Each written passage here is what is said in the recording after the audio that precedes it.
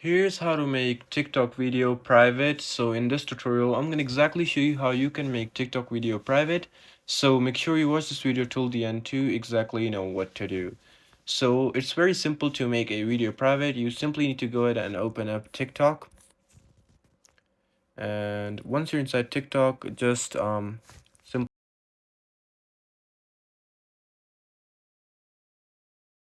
you can see this is a video. So just go to your profile right away. And once you're inside profile here, as you can see, what you simply need to do is just go ahead and press on the video that you want to make private. So for me, this is a video, and what I'm gonna do is just press on these three dots and I'll see some options, but you just need to swipe right until you see the option of privacy settings, and you just gotta go ahead and press on privacy settings.